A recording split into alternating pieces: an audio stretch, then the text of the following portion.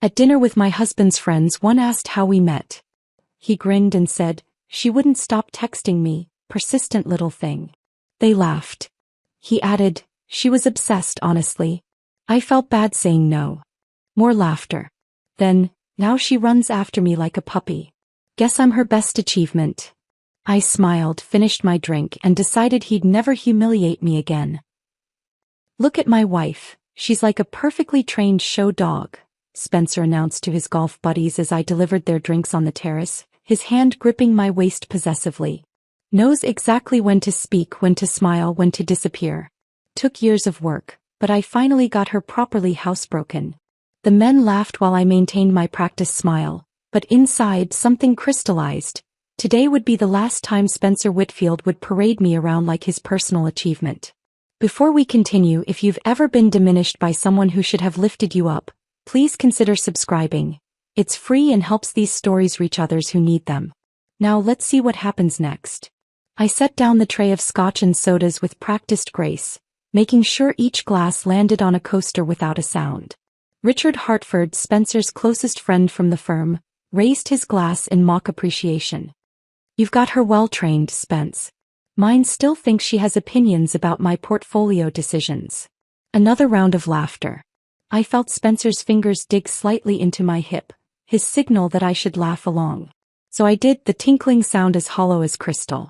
"Run along now, sweetheart," Spencer said, patting my hip like rewarding an obedient pet. "The men need to talk business." I turned to leave, catching my reflection in the glass door. Blonde hair perfectly styled, designer dress that Spencer selected last week, makeup subtle enough to seem natural but precise enough to meet his standards. Everything about me was curated, managed, reduced to his specifications. In the kitchen, I steadied my breathing while loading the dishwasher. Through the window, I could see them on the terrace, Spencer gesticulating broadly, probably telling another story where I was the punchline. 7 years. 7 years I had played this role, each day eroding a little more of who I used to be before I became Mrs. Spencer Whitfield. The clock on the microwave read 2:47 p.m. In 3 hours I would need to start preparing for tonight's company dinner. Another performance where I would smile vapidly while Spencer's colleagues discussed markets I understood better than they did, strategies I could have improved if anyone thought to ask my opinion. But they never did. Why would they? I was just Spencer's pretty wife, his greatest accomplishment in training a wild thing into submission. I climbed the stairs to our bedroom, my hand trailing along the banister Spencer had specifically chosen because it photographed well for dinner parties. Everything in our penthouse had been selected for appearance, for the impression it would make on others. Even me. Especially me. In the walk-in closet, I pushed aside the designer dresses Spencer approved of and reached behind them to the hidden panel I had installed 2 years ago. Behind it lay a small space where I kept the remnants of my former self, my MBA diploma from Wharton, rolled carefully and tied with string, my CPA certification, the business cards from Thorne Consulting, the firm I had built from nothing and surrendered everything for love. Or what I had thought was love. A memory surfaced unbidden. 3 years ago, standing in Veronica's office, signing the papers that transferred majority ownership to her. "This is temporary," Veronica had said, her eyes worried. "You'll be back." But I had been so certain then, so convinced that Spencer needed me to be less so he could be more. "It's embarrassing having my wife compete in my world," he had said after a client chose my proposal over his. "It makes me look weak. You understand, don't you, sweetheart?" I had understood. I had understood that loving Spencer meant shrinking myself to fit the space he allocated for me. I had understood that his ego required my diminishment. I had understood everything except how much it would cost me. From downstairs, I heard the terrace door slide open and male voices filling the foyer. They were leaving. I quickly closed the hidden panel and selected the navy dress Spencer had approved for tonight. Conservative neckline, appropriate length, expensive enough to reflect his success but not so expensive as to suggest I had my own money. He didn't know about the trust fund my grandmother had left me, the one I had never touched, the one that sat gathering interest while I played the role of financially dependent wife. "Madeline." Spencer's voice echoed up the stairs. "Come say goodbye to the boys." I descended the stairs with measured steps, reapplying my vacant smile. Richard was waiting by the door, his eyes sliding over me with the casual assessment men like him felt entitled to. Beautiful as always, Madeline. Spencer's a lucky man.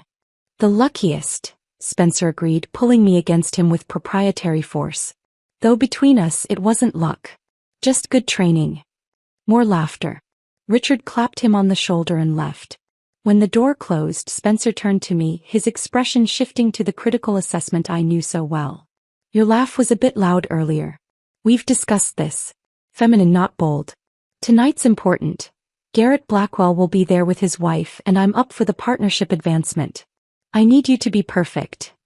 Of course, I said, my voice pitched exactly where he preferred it. And remember the story, he continued, adjusting my necklace with clinical precision. You pursued me.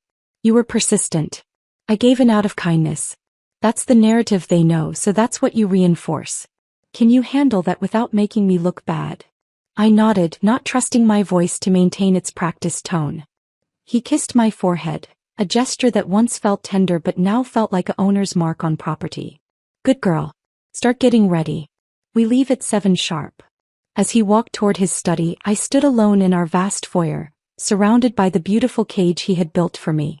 Tonight he would tell his degrading story again. Tonight his colleagues would laugh at my expense again. Tonight I would smile and play the role of his perfectly trained achievement again. Or would I? I climbed back upstairs, but this time I had a different purpose. From the hidden panel I pulled out my old laptop, the one Spencer didn't know existed. As it powered on, I felt something I hadn't experienced in years. Possibility. My fingers moved across the keyboard with forgotten confidence, logging into accounts I had kept alive but dormant. Contact lists. Client databases. Financial records from Thorne Consulting. Everything was still there waiting. Just like the woman I used to be, somewhere beneath the surface of Spencer's creation. The clock showed 3:22 p.m. Less than 4 hours until dinner. 4 hours to prepare for another performance as Mrs. Spencer Whitfield, devoted wife and greatest achievement. But as I closed the laptop and began to dress, I knew something had shifted. That crystallized moment on the terrace hadn't been anger or hurt. Those emotions I had learned to bury. It was clarity. The simple, perfect understanding that I had been living as someone else's achievement long enough. Tonight would be different, though Spencer wouldn't know it yet. Tonight, while I smiled and nodded and played my part, I would be taking notes. Not the kind that helped me remember his colleagues' wives' names or their children's schools. The kind that would help me remember who I was before I became what he made me. The navy dress slipped over my shoulders like armor disguised as silk.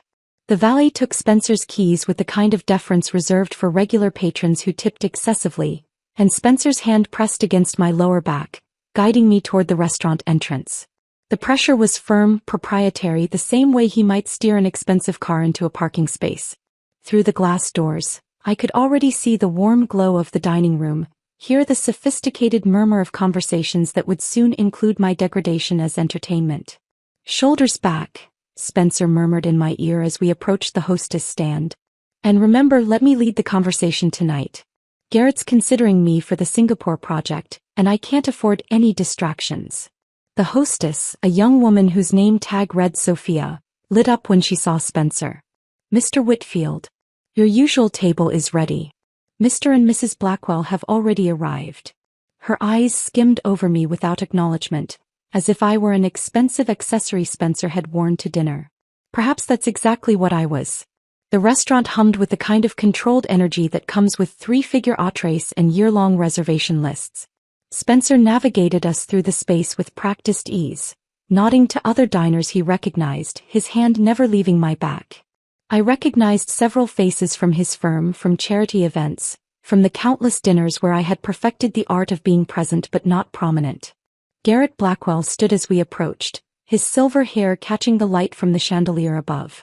Eleanor remained seated, her assessment of my dress beginning at my shoes and traveling slowly upward, her expression revealing everything she thought about my choice before she had even said hello. The navy dress that Spencer had approved suddenly felt like a costume that didn't quite fit the role. Spencer. Garrett's handshake was the kind men perfect in business school, firm and slightly too long. And the lovely Madeline. The way he said lovely made it clear it was a courtesy, not an observation. Eleanor, you look wonderful, I said, taking my assigned seat. She was wearing Saint Laurent, I noticed, while mentally calculating that her earrings alone cost more than Spencer knew I had in my personal account. "Thank you, dear," Eleanor replied, her smile not reaching her eyes. "That's quite a classic dress." Code for boring. Safe. Unremarkable. Everything Spencer wanted me to be. "She doesn't need flash," Spencer said, already signaling the waiter for drinks. "Natural beauty and all that." He said it like he was defending a purchase, explaining why he had chosen the practical model over the luxury one. Garrett was already 3 stories into firm gossip when our drinks arrived. A martini for me, exactly how Spencer had ordered it without asking my preference. Whiskey neat for him and Garrett. White wine for Eleanor, who held her glass like a prop she had no intention of actually drinking from. "The Mitchell account is a disaster," Garrett was saying, his voice carrying the kind of casual cruelty successful men perfect when discussing others' failures. Though not surprising considering Tom's recent distractions. Spencer laughed, the sound calculated to show he was in on the joke without seeming too eager. I sipped my martini and let their voices wash over me, noting how Eleanor watched me with the kind of attention usually reserved for spotting counterfeit handbags. "Speaking of distractions," Garrett said, his attention suddenly shifting to me with the weight of a spotlight. "How did you two meet?" "I don't think I've ever heard the full story." My mouth opened slightly, ready to share the actual story.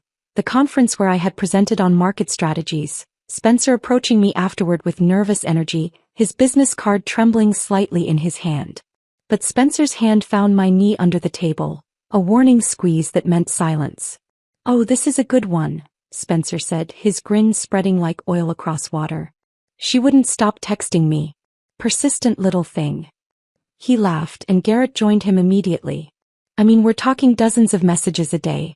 I'd wake up to novels about why we should get coffee." My fingers tightened imperceptibly on the stem of my martini glass.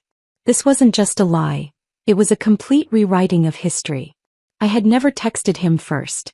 He had pursued me for 6 months. "She was obsessed, honestly," Spencer continued, warming to his audience. Eleanor's expression had shifted from assessment to something that looked almost like pity. I felt bad saying no. "You know how it is with desperate women. Sometimes charity is the kindest option." "Spencer," I said quietly, but he was already too deep in his performance. "The best part," he said, his hand now on my shoulder like he was presenting evidence, "is that now she follows me around like a puppy. Goes wherever I go, does whatever I say. Guess I'm her best achievement, right, sweetheart?" The words hung in the air between us, crystalline and sharp. Garrett laughed, the sound bouncing off the wine glasses. Eleanor's smile had become fixed, uncomfortable. Other diners at nearby tables had quieted slightly, the way people do when they sense something significant happening without understanding what. My martini glass remained perfectly steady in my hand. My smile never wavered. But inside, something fundamental shifted, like tectonic plates finally giving way after years of pressure. I saw our entire marriage reframe itself in that moment. Every diminishment, every public correction, every time he had rewritten our history to make himself the hero and me the grateful recipient of his attention. "That's quite a story," Eleanor said, her voice carrying an edge that suggested she wasn't entirely buying it. "Isn't it?" I said, my voice perfectly calibrated to Spencer's preferred pitch. "Spencer has such a gift for storytelling." He squeezed my shoulder, pleased with what he took as agreement. "Well, you know what they say, every successful man needs a devoted woman behind him. Or beneath him," Garrett added with a laugh that made my skin crawl. The waiter arrived with our appetizers, providing a merciful interruption. I arranged my napkin in my lap with mechanical precision while my mind worked through calculations Spencer couldn't imagine I was capable of making. The trust fund he didn't know about. The business contacts he thought I had abandoned. The parts of myself I had hidden so well that even I had almost forgotten they existed.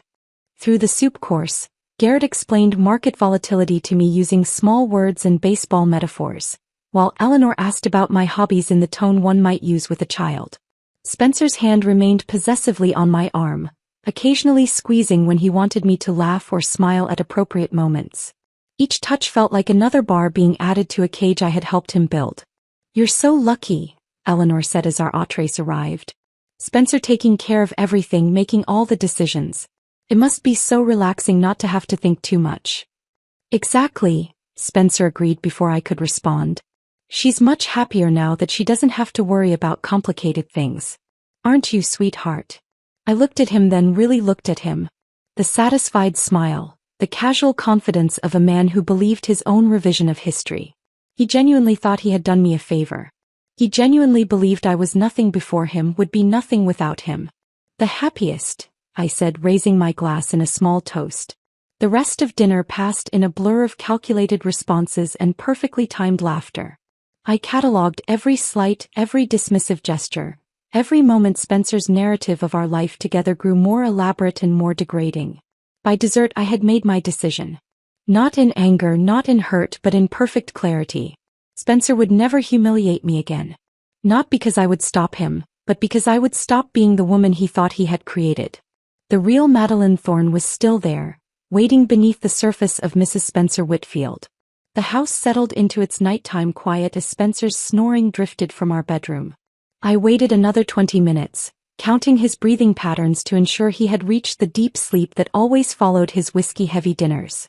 The digital clock on the microwave read 11:47 p.m. when I finally moved, my bare feet silent on the cold kitchen tiles. I passed through the living room, avoiding the floorboard that creaked near the bookshelf, and entered the guest bedroom we had converted into Spencer's home office. He called it his domain, but tonight I had my own agenda. The mahogany desk sat imposing in the moonlight streaming through the blinds, its drawers locked as always. Spencer didn't know I had made copies of his keys months ago during one of his golf weekends. The bottom drawer opened with a soft click. Inside, beneath folders of tax returns and investment statements, my fingers found the slim envelope I had hidden there 3 years ago. My hands trembled slightly as I pulled out the documents Spencer had never seen, would never think to look for in his own space. The trust fund statement showed a balance that would make his eyes widen. My grandmother's final gift, carefully invested and growing steadily. $8.7 million that he believed didn't exist because I had let him assume my family was ordinary middle-class struggling. Beneath the statement lay my Wharton MBA diploma, the gold seal still bright despite the years. 3 offer letters from Fortune 500 companies, each proposing salaries that dwarfed what Spencer made even now. I had turned them all down. For him. For us. For a love that had required me to be less so he could feel like more. I carefully returned everything to its hiding place and moved to Spencer's computer. He thought his password was clever. Our anniversary date backward. He never imagined I paid enough attention to figure it out. The screen flickered to life, and I navigated to the folders he thought were hidden behind work presentations and client files. What I found made my breath catch. Spreadsheets labeled personal security showed systematic transfers from our joint accounts to an account only in his name. 50,000 here, 30,000 there, small enough amounts to avoid triggering alerts but substantial when tallied. Over the past 2 years he had moved nearly $400,000. My money. My contribution from the small inheritance from my father that I had added to our joint savings, trusting him to manage it. The emails were worse. Conversations with his lawyer friend, Daniel, discussing asset protection strategies and preemptive financial planning. One message, dated 6 months ago, read, "Need to ensure M remains financially dependent. Can't have her getting ideas about independence. The moment they think they don't need us, they leave." My phone vibrated on the desk, startling me. The caller ID showed a name I hadn't seen in years. Veronica Chin. My former business partner. My hand hesitated before answering. "Maddie." Her voice was slightly slurred, the background noise of a bar evident. "I know it's late. I'm sorry. I had to tell you something." "Veronica, what's wrong?" "Nothing's wrong. Everything's wrong. God, I'm drunk." She laughed, but it sounded sad. "I kept your name on the contracts, Maddie. 3 of them. The big ones. Morrison Industries, the Hartley Group, and that pharmaceutical company. You still own 40% of the firm." The room seemed to tilt. "What are you talking about?" "I never filed the transfer paperwork. I kept telling myself it was an oversight, but honestly, I knew he was destroying you, and I knew you'd need an escape route eventually." She paused, and I heard ice clinking in a glass. "The firm is worth $12 million now, Maddie. Your 40% is just sitting here waiting for you to come back." My legs felt weak. I sat down hard in Spencer's leather chair. "Veronica, don't say anything now. Just know it's here. You're still listed as co-founder, senior partner on leave. The door is open whenever you're ready to walk through it. She hung up before I could respond. I sat in the darkness, my mind racing through calculations and possibilities. Spencer had been stealing from me while I had been sitting on a fortune he knew nothing about. The irony was almost funny, except nothing about this felt like laughter. At 2 a.m., I found myself driving through empty streets toward the industrial district. The storage unit facility was deserted except for security lights casting long shadows between the rows. Unit 47B. I hadn't been here in over a year, but the key was still on my keychain, hidden among the others. The metal door rolled up with a grinding sound that seemed too loud in the silence. Inside, illuminated by a single bare bulb, sat the archaeological remains of my former life. Cardboard boxes labeled in my neat handwriting: awards, client files, office photos. The garment bags hanging on a portable rack contained my old business suits. Armani, Chanel, the armor of a woman who had once commanded boardrooms. I opened the first box and pulled out a crystal plaque. Entrepreneur of the Year Madeline Thorne. Another. Excellence in Strategic Consulting.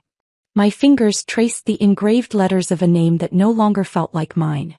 Beneath the awards I found photo albums from company events, pictures of me shaking hands with CEOs, speaking at conferences, laughing with clients who valued my opinion. The laptop was in the third box, wrapped in bubble wrap like a relic. I powered it on, surprised the battery still held a charge. The screen came to life, showing a desktop frozen in time. Email contacts for hundreds of clients. Proposals I had written. Strategic plans that had saved companies millions. All waiting, patient as archaeology. At the bottom of the box, beneath everything else, was a birthday card. The handwriting was my mother's, shaky but determined. I hadn't spoken to her in 2 years. Not since Spencer had convinced me she was toxic, jealous of our happiness. The card was from my last birthday before the silence. Inside she had written, "My darling girl, I hope someday you remember who you were before him. You were magnificent. You still are. Love, Mom." I sat on the concrete floor of the storage unit, surrounded by the evidence of a life I had abandoned, and felt something crack open inside me. Not break. Crack open like a seed that had been dormant finally sensing spring. These weren't just objects, they were proof. Proof that I had existed as a complete person before Spencer. Proof that I had been accomplished, respected, valued for my mind and not just my compliance. I loaded several boxes into my car, including the laptop and a garment bag containing my favorite suit, a black Saint Laurent that had made me feel invincible. As I drove home through the pre-dawn darkness, I thought about the evening's discoveries. Spencer's financial betrayal. Veronica's preserved partnership. My mother's patient hope. Each revelation was a thread, and together they were weaving themselves into something that looked like a rope. Or maybe a ladder. Back home, I hid everything in the guest room closet behind winter coats we never wore. Spencer was still snoring, oblivious to my absence, to my discoveries, to the woman quietly reassembling herself in the margins of his carefully controlled life. I slipped back into bed beside him, my body cold from the night air but my mind burning with possibilities. He stirred slightly, his arm reaching for me out of habit, pulling me against him in a possessive embrace even in sleep. I lay there, feeling the weight of his arm like a shackle, and began to plan. Morning arrived with Spencer's alarm at 6:30, his hand reaching across the bed to confirm I was still there before he rose for his shower. I lay still for another moment, listening to the familiar sounds of his routine, then slipped from bed to prepare his breakfast. My movements were automatic. 2 eggs over easy whole wheat toast, fresh orange juice. But my mind was elsewhere, calculating the hours until my 10 o'clock meeting. I had told Spencer I was getting my hair done. He had nodded absently, already scrolling through market reports on his phone, and handed me his credit card. "Don't go crazy," he had said, his standard warning whenever I spent money, even on things he required me to maintain. The coffee shop where I met Sandra Harrison was deliberately chosen, 20 miles from Spencer's office, in a neighborhood he would never visit. Sandra looked exactly the same as she had 3 years ago when I had saved her company $2 million with a restructuring plan. Her eyes widened when she saw me, then softened with something between pity and relief. "Madeline Thorne," she said, using my maiden name deliberately. "I wondered if I would ever see you again." We sat in a corner booth, far from the windows. I wrapped my hands around my coffee cup, feeling its warmth anchor me to this moment, this choice. I'm considering returning to consulting, I said carefully, watching her reaction. Sandra leaned back, studying me. Considering? Or deciding? Testing the waters. She stirred her coffee slowly, seeming to weigh her words. Your husband approached me last year. Did you know that? He tried to pitch his firm's services, said he could offer better rates than our current advisors.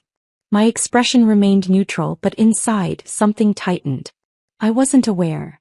He was. Sandra paused, choosing her words carefully. Unprepared. Arrogant. He actually told me that women-owned businesses like mine needed masculine strategic thinking to truly succeed. I had him escorted out after 20 minutes. The coffee suddenly tasted bitter. Spencer had never mentioned approaching Sandra, never mentioned the rejection. But it explained his increased irritability last spring, his sharp comments about female executives being diversity hires. He didn't know about our history, Sandra continued. Didn't realize you had restructured my entire operation. When I mentioned your name, he actually laughed and said you were playing at business before you met him. I set down my cup carefully, controlling the tremor in my hands. I see. Sandra reached across the table, her fingers briefly touching mine. Your strategic mind saved my company, Madeline. If you're really coming back, I have 3 projects waiting. Real money, real challenges. Interested? Yes, I said, the word escaping before I could second-guess it. After leaving Sandra, I drove to a small business district in Riverside, where I had leased a modest office suite under M. Thorne Consulting. The space was simple. 1 room with a desk, 2 chairs, and a window overlooking a quiet street. Nothing like the glass-walled corner office I had once occupied, but it was mine. I spent an hour setting up the essentials. New laptop purchased with my hidden funds. Business cards with my name in raised lettering. A single orchid on the desk, purple and defiant. I opened bank accounts at 3 different institutions, carefully moving money from my trust fund, establishing financial independence piece by piece. By noon, I was back home, preparing Spencer's preferred lunch for when he occasionally worked from home. Turkey sandwich, no mayo, lettuce on the side because he didn't like it soggy. I was plating it when my phone rang. Eleanor Blackwell. Madeline, darling, are you free for lunch tomorrow? There's a new place in Westmont I'm dying to try. Eleanor had never invited me anywhere without Spencer. My instinct was to decline, but something in her tone made me pause. Of course. What time? The next day, Eleanor was already seated when I arrived, a glass of wine half empty despite it being barely noon. She looked different without Garrett beside her. Smaller, more human, less like a perfectly positioned accessory. I need to tell you something, she said without preamble as I sat down. About Spencer. My spine straightened, but I kept my voice level. Oh. 2 years ago at the firm's Christmas party, I saw him with his secretary in the coat room. They weren't discussing quarterly reports. She took another sip of wine. I assumed you knew. The way you always smile through everything, I thought you had one of those arrangements. You know, where wives look the other way for the lifestyle. The room seemed to tilt slightly. Kelly. 23-year-old Kelly with the accounting degree and the nervous laugh. I had trained her on Spencer's coffee preferences, his filing system, his meeting schedule. She had sent me a thank you card. I didn't know, I said quietly. Eleanor's face crumbled slightly. Oh honey, I'm sorry. I thought. Garrett says all the wives know and just pretend not to. It's apparently standard procedure at the firm. Standard procedure. My husband's infidelity was standard procedure. Why are you telling me now? I asked. Eleanor signaled for another wine. Because last week at your dinner when he told that awful story about you chasing him, I saw your face. Really saw it. And I recognized something I see in my own mirror every morning. We sat in silence for a moment, 2 women trapped in similar cages, recognition passing between us like a secret handshake. 3 days later I sat in Patricia Kemp's office, a modest space in a strip mall 40 minutes from home. Patricia was not what I expected. No power suit, no intimidating desk. She wore a simple cardigan and had kind eyes that had seen too many women in my position. Tell me about your situation, she said simply. I laid out everything. The hidden trust fund. The business partnership Veronica had preserved. The systematic financial transfers Spencer had made. His affair. The emotional degradation. Patricia took notes in neat handwriting, occasionally nodding. "I need to tell you something," she said when I finished. "This isn't Spencer's first marriage." My breath caught. He was engaged before. 8 years ago. It ended with a sealed settlement, which usually means money changed hands to keep details private. I did some checking. The woman's name was Rachel Morrison. She now lives in Seattle and runs a successful marketing firm. Patricia pulled out a folder. I reached out to her discreetly. She couldn't say much due to the settlement terms, but she did say one thing. Tell her to document everything and leave before he breaks her completely. The words hung in the air between us. I was not the first woman Spencer had tried to diminish into nothing. I was just the current one. Patricia leaned forward. "Madeline, between your trust fund, your business partnership, and what we can prove about his financial deceptions, you have significant power here. More than you realize. The question is, what do you want?" What did I want? For the first time in years, I had the luxury of asking myself that question. "I want to be free," I said. "And I want him to know that I was never what he thought I was." Patricia smiled then, the expression sharp and understanding. "Then let's make that happen." I left her office with a plan forming, pieces clicking into place like a puzzle I had been solving without realizing it. At home that evening I made Spencer's favorite dinner, coq au vin with roasted vegetables, and listened to him complain about a client who had dared to question his judgment. "Some people just don't know their place," he said, cutting into his chicken with unnecessary force. "No," I agreed, refilling his wine glass. "They certainly don't." Spencer set his fork down with deliberate force, the sound sharp against the china plate. He stared at the salmon I had prepared, his expression shifting from annoyance to disgust. "This is overcooked," he announced, pushing the plate away. "How many times have I told you? Salmon should be pink in the center. This is basic cooking, Madeline. A child could manage it." I looked at the perfectly cooked fish, its interior the exact shade of coral that my culinary instructor at Le Cordon Bleu would have praised. But mentioning my training would only escalate his mood, which had been deteriorating for weeks since his latest deal fell through. "I'll make you something else," I offered, already standing. "Don't bother. I'll grab something at the club." He stood, straightening his tie with sharp movements. Maybe they can manage a simple meal without destroying it. After he left, I sat alone at our dining table, staring at the abandoned plates. The salmon was perfect. We both knew it. But perfection had become another weapon in his arsenal, something to deny me even when evidence sat directly in front of him. The next morning, Spencer found me reading in the living room, a new biography of Katharine Graham I had picked up from the library. "Pretentious choice," he commented, barely glancing at the cover. "You realize she ran the Washington Post? That requires actual business acumen and education. Bit ambitious for someone who never even finished college, don't you think?"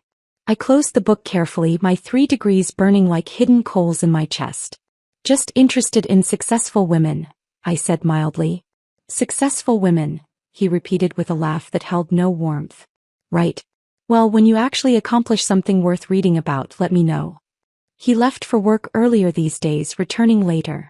His clothes sometimes carried unfamiliar perfume, not Kelly's nervous, floral scent, but something more expensive, more deliberate. I had stopped asking about his evenings. His lies had become lazy, careless, like he no longer believed I was worth the effort of decent deception. That Thursday afternoon, I was arranging flowers in the foyer when the doorbell rang. Through the peephole, I saw a familiar figure I hadn't expected. My mother, Ellen, standing with a small suitcase and an expression of determined worry. I opened the door slowly as if she might evaporate. "Mom." "I drove straight through," she said simply. 6 hours. I had a feeling. We stood there for a moment, 2 women separated by 2 years of Spencer-orchestrated silence.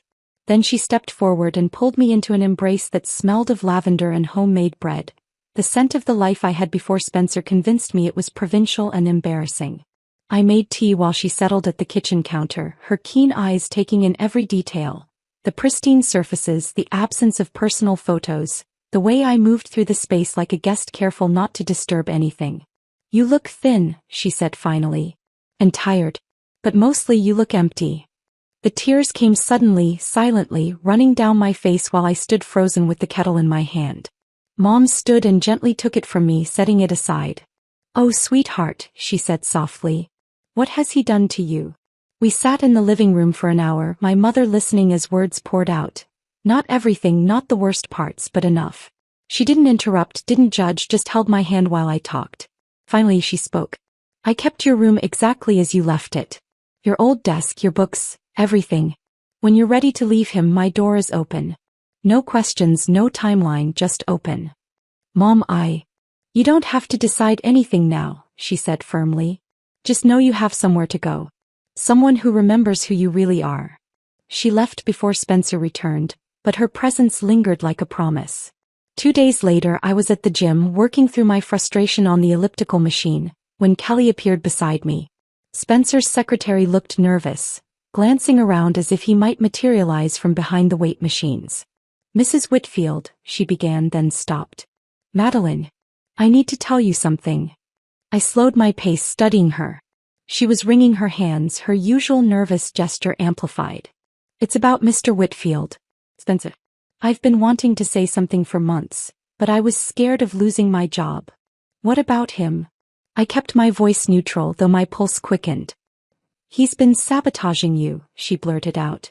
"I've heard him on calls telling people you're unstable, that you have mental health issues, that you're unreliable. He turned down 3 job inquiries for you last month alone. People calling about consulting positions. He told them you weren't interested, that you couldn't handle the pressure." The gym sounds faded to white noise. "He's been taking my calls?" Kelly nodded miserably. "He had IT redirect your professional emails to his account. I saw him delete an invitation for you to speak at a Women in Business conference. He laughed about it, told someone on the phone, 'She's nothing without me, and I make sure it stays that way.'" My hands gripped the elliptical handles until my knuckles went white. "How long?"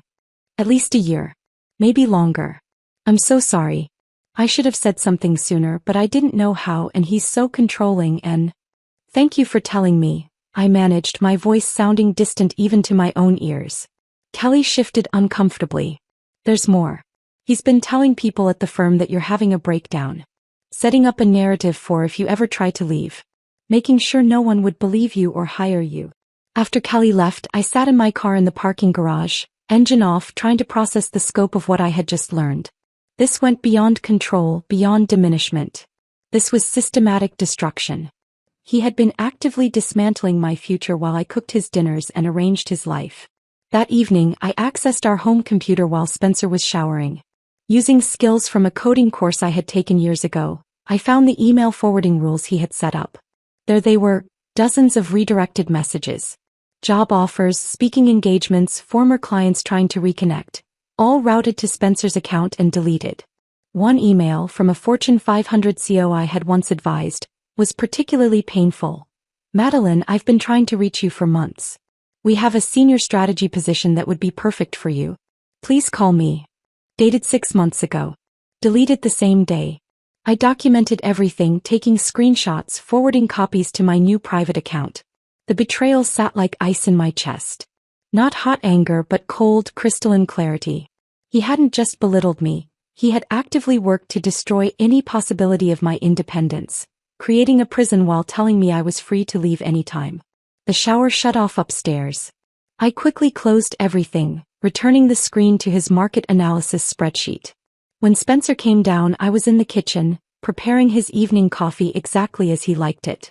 "You look tense," he observed, accepting the cup without thanks. "Just tired," I replied, watching him sip the coffee I had made perfectly, knowing he would find fault with it anyway. "Maybe you should take something for that," he suggested. "You've seemed unstable lately. Emotional. I've been worried about your mental state." There it was, the narrative Kelly had warned me about, being tested in our own kitchen. I smiled, the empty smile I had perfected.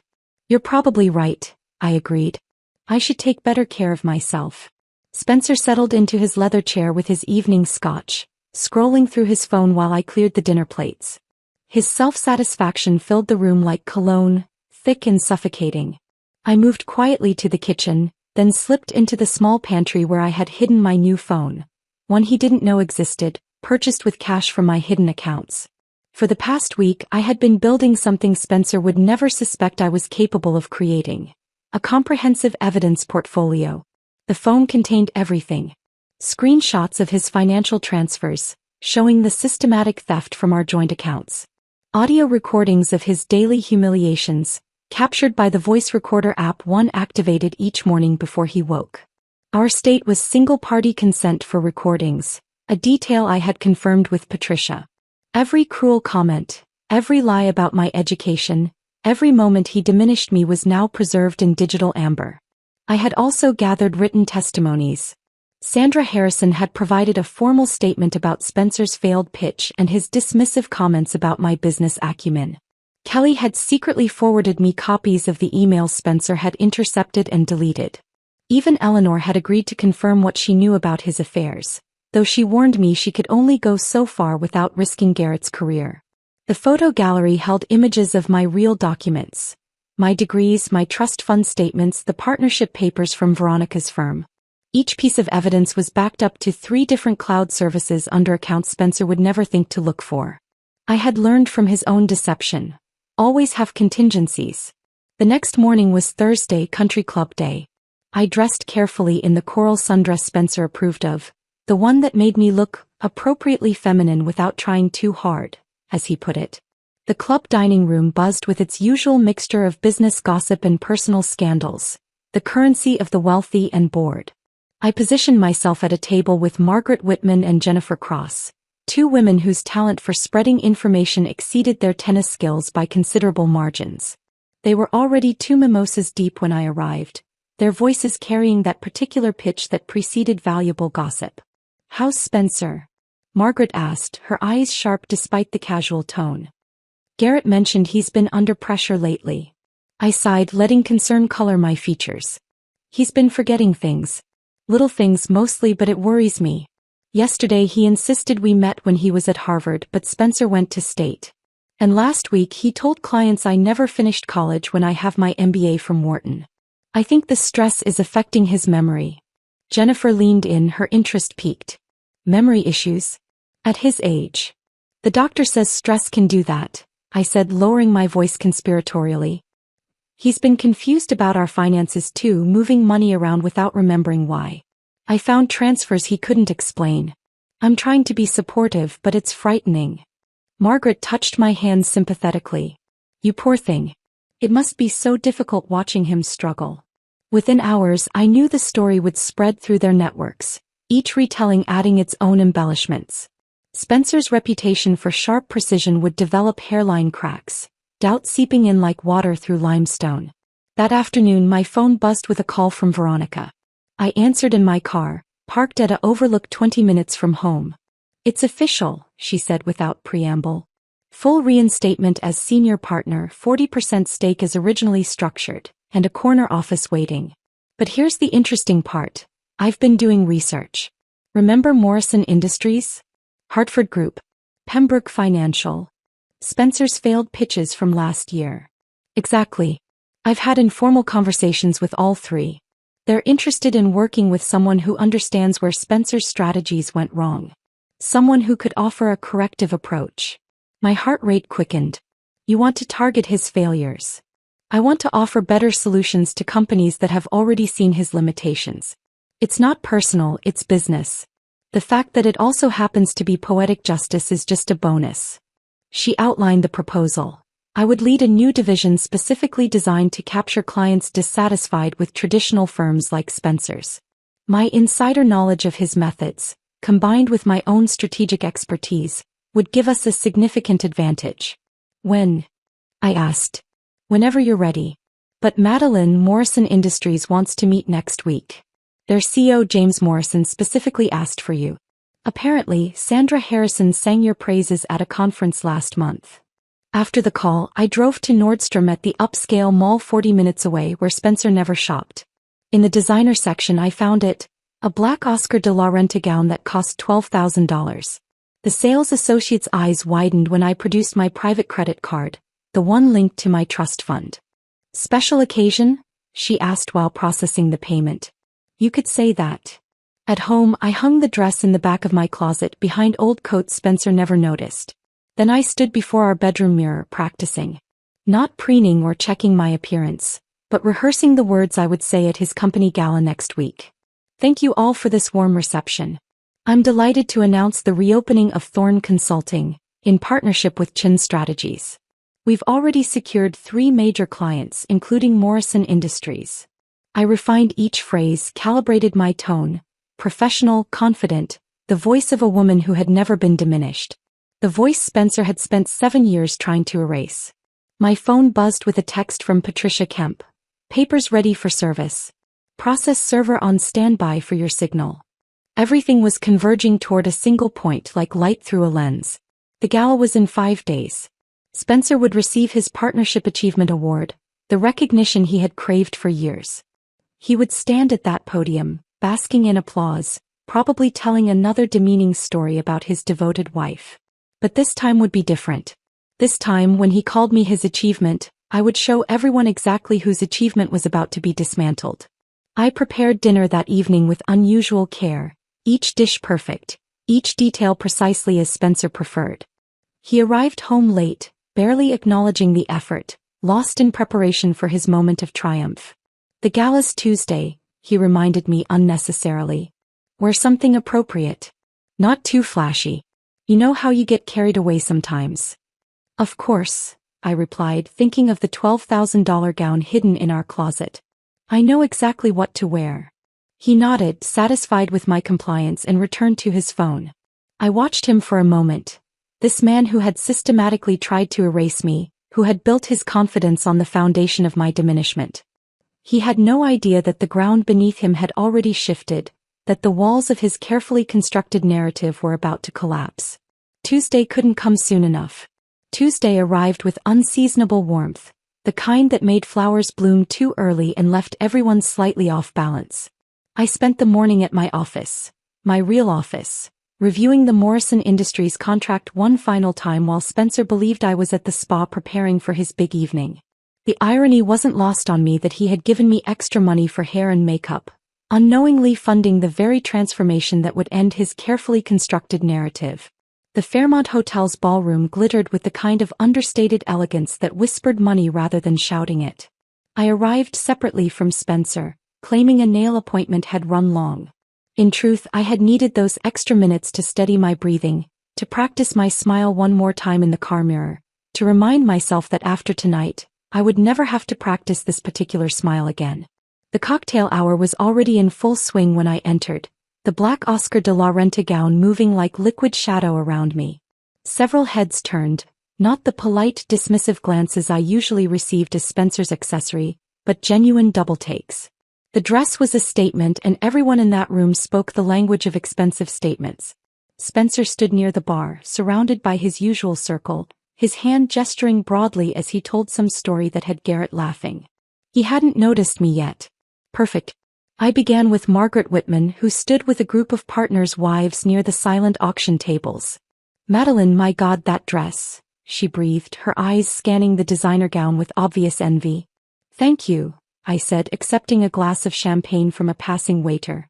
"Spencer doesn't know I bought it. He's been so confused lately about our finances, I didn't want to worry him further." "Is he still having those memory issues?" Jennifer Cross had materialized at my elbow, drawn by the scent of developing drama. I sighed, letting concern shade my features. "It's getting worse. Last night he told David from accounting that I was his secretary before we married." His secretary. Can you imagine?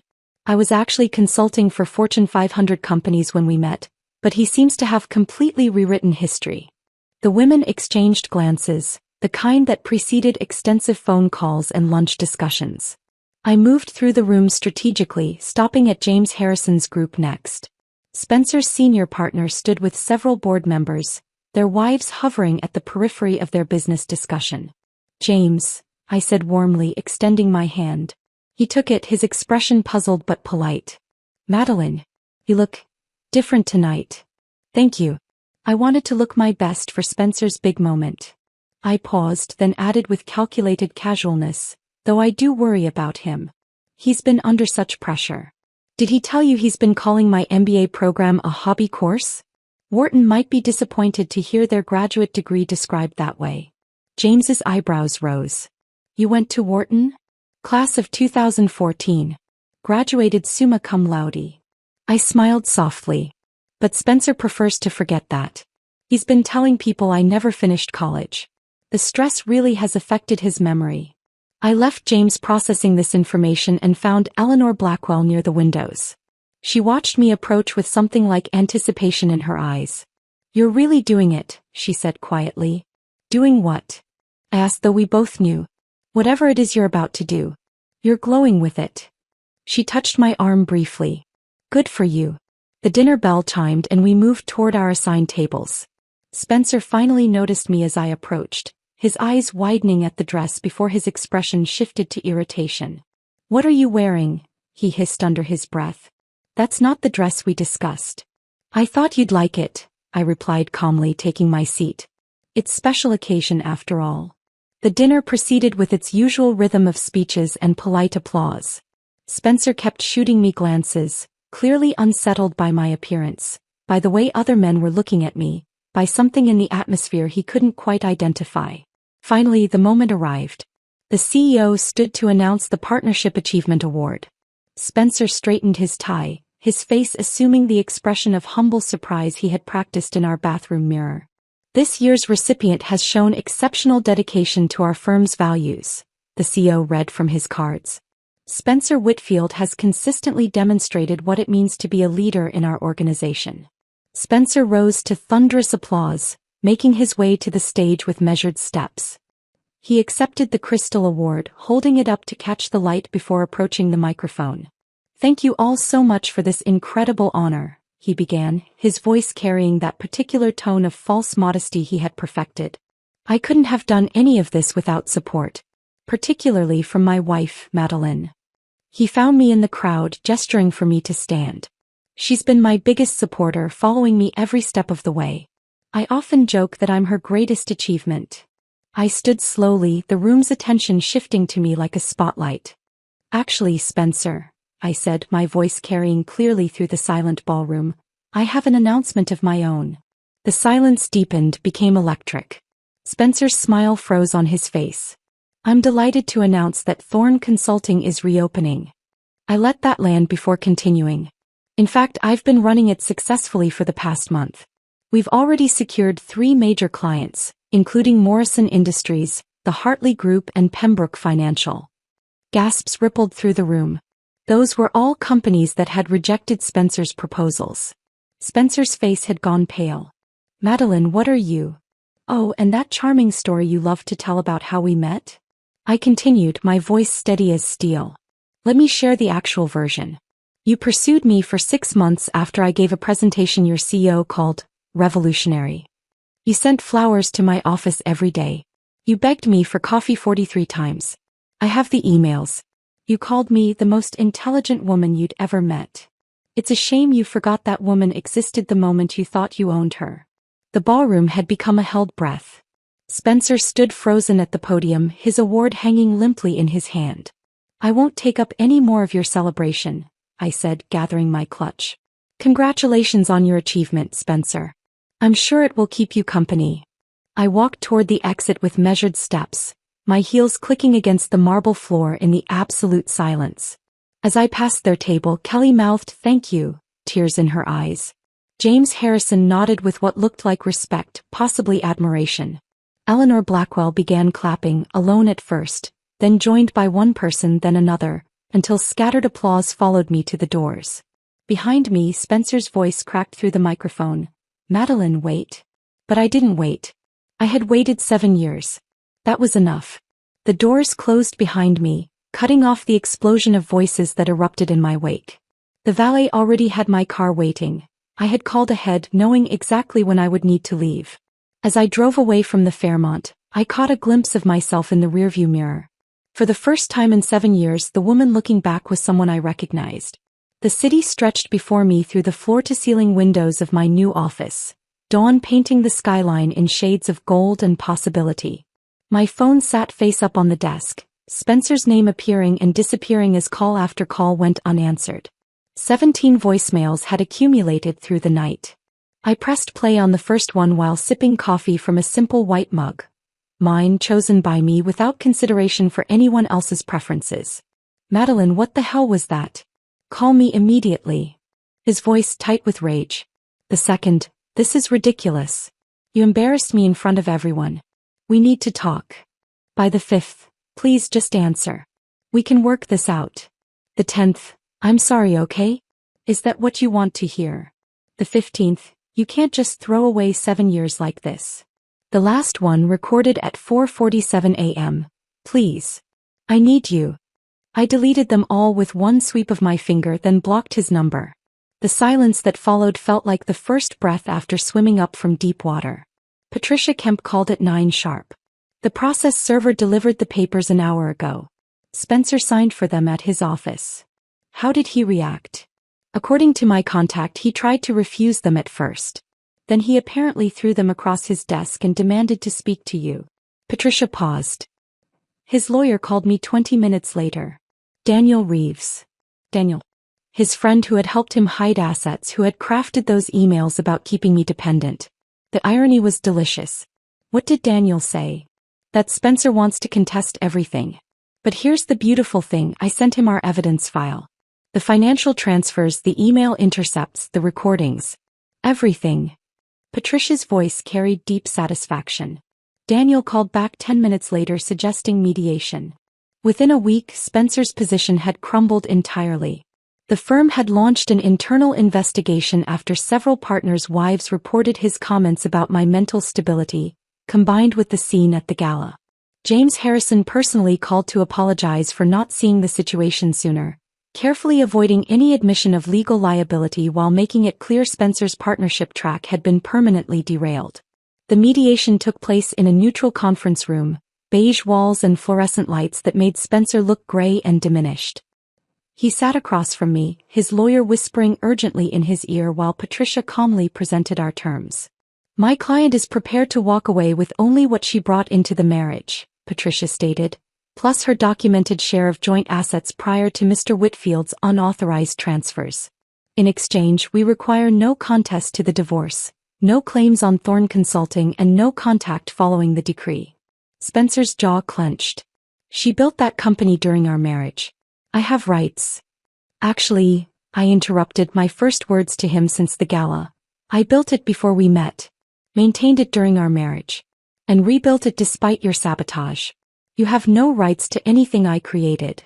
He stared at me like he was seeing me for the first time. Perhaps he was.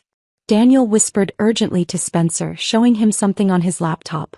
Probably the recording where Spencer explicitly stated I was nothing without him, and outlined his plan to keep me financially dependent. Spencer's shoulders sagged. We accept the terms, Daniel said quietly. 3 months later, I stood in our expanded office space, watching Veronica direct the installation of a conference table that could seat 20. We had outgrown our original suite in 6 weeks, our client list expanding faster than either of us had anticipated. Morrison Industries wants to increase their retainer, Veronica announced, popping a bottle of Dom Perignon that cost more than Spencer ever allowed me to order at restaurants. And guess who called this morning? Garrett Blackwell. He wants to jump ship from Spencer's firm and bring his portfolio with him. I accepted a glass of champagne, the bubbles rising like tiny celebrations. What about Spencer? James mentioned he's been encouraged to pursue opportunities elsewhere. Apparently his last 3 presentations were disasters. Clients said he seemed distracted, unprepared. She raised her glass. To karma. To freedom, I corrected, and we drank. My phone buzzed with a text from an unknown number. I almost deleted it unopened, but something made me look. It was from Spencer. He had gotten a new phone trying to circumvent my block. I see now what I lost. 5 words that might have meant something once. But reading them, I realized the fundamental error in his thinking. He believed he had lost me as if I had been a possession that slipped through his fingers. The truth was simpler and more devastating. He had never truly known me at all. He had married a woman he immediately set about diminishing, then mourned the loss of someone who had never existed in his imagination. I deleted the message without responding and turned back to the wall where my degrees now hung proudly beside my achievement awards, no longer hidden in storage. The nameplate on my door read, Madeline Thorne Sue, in bold letters that caught the morning sun. My mother visited the office that afternoon, bringing homemade cookies for the staff and tears of pride she didn't try to hide. "There you are," she said simply, touching my face. "There's my daughter." Kelly, who now worked as my executive assistant, knocked and entered. "Your 3 o'clock is here.